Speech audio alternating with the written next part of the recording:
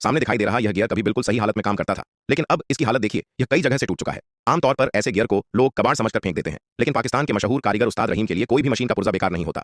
जब नया गियर खरीदना महंगा पड़े तो उसे दोबारा बनाकर इस्तेमाल करना ही सबसे बेहतर उपाय है। उस्ताद रहीम सबसे पहले एक ठोस स्टील का गोल सिलेंडर उठाते हैं। यही स्टील का टुकड़ा टूटे हुए हिस्से की जगह नया भाग बनने वाला है। वे सिलेंडर को खराद मशीन पर मजबूती से कसते हैं। मशीन तेजी से घूमने लगती है और गहरी घरघराहट पूरे वर्कशॉप में गूंजने लगती है। उस्ताद पूरी एकाग्रता के साथ कटिंग टूल को धीरे धीरे आगे बढ़ाते हैं। टूल और स्टील के संपर्क में आते ही चमकती चिंगारियां उड़ने लगती हैं और धीरे धीरे साधारण स्टील का सिलेंडर एक विशेष आकार लेने लगता है। यह काम देखने में आसान लगता है, लेकिन इसमें मिलीमीटर स्तर की सटीकता चाहिए। जरा सी गलती पूरी मरम्मत को बेकार कर सकती है। लेकिन असली चुनौती अभी बाकी है। अब उसी स्टील के टुकड़े को दोबारा खराद मशीन पर लगाया जाता है। इस बार उस्ताद उसका अंदरूनी हिस्सा सावधानी से खोखला करते हैं। कितनी गहराई तक कटाई करनी है और किस आकार में करनी है, यही आगे चलकर पूरे गियर की मजबूती तय करता है। उनकी नजर लगातार कटिंग टूल पर रहती है।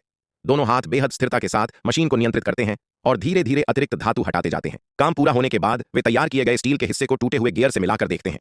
जहां थोड़ा भी अतिरिक्त भाग दिखाई देता है वहां एंगल ग्राइंडर से सावधानी पूर्वक घिसाई की जाती है ताकि दोनों हिस्से पूरी तरह एक दूसरे में फिट हो जाएं। अब आता है सबसे महत्वपूर्ण चरण, वेल्डिंग। उस्ताद वेल्डिंग टॉर्च उठाते हैं और नीली लॉ के साथ स्टील के नए हिस्से को टूटे हुए गियर पर मजबूती से जोड़ देते हैं। इस प्रक्रिया में तापमान और वेल्डिंग तकनीक पर पूरा नियंत्रण होना बेहद जरूरी है। थोड़ी सी भी गलती जोड़ को कमजोर बना सकती है या उसमें दरार पैदा कर सकती है, लेकिन वर्षों के अनुभव की बदौलत उस्ताद यह काम बड़ी आसानी से पूरा कर लेते हैं। वेल्डिंग के बाद गियर को फिर से खराद मशीन पर लगाया जाता है।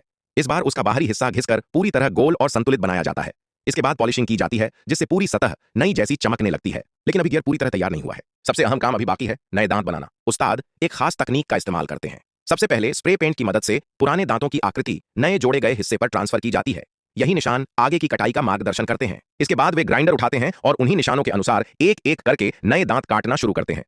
धीरे धीरे हर दांत बिल्कुल सही आकार में उभरने लगता है। सभी दांत इतने समान और सटीक बनते हैं कि पहचानना मुश्किल हो जाता है कि इनमें से कौन सा हिस्सा बाद में जोड़ा गया था। आखिरकार पूरी मेहनत के बाद टूटा हुआ गियर फिर से बिल्कुल नए जैसा तैयार हो जाता है। उस्ताद रहीम अपने काम को देखकर मुस्कुराते हैं। यह सिर्फ एक गियर की मरम्मत नहीं, बल्कि वर्षों के अनुभव, धैर्य और पारंपरिक कारीगरी का बेहतरीन उदाहरण है। आज के दौर में जहां लोग छोटी सी खराबी पर नई चीज खरीद लेते हैं, वहीं ऐसे कारीगर अपने हुनर से कबाड़ समझी जाने वाली धातु को फिर से नई जिंदगी दे देते हैं।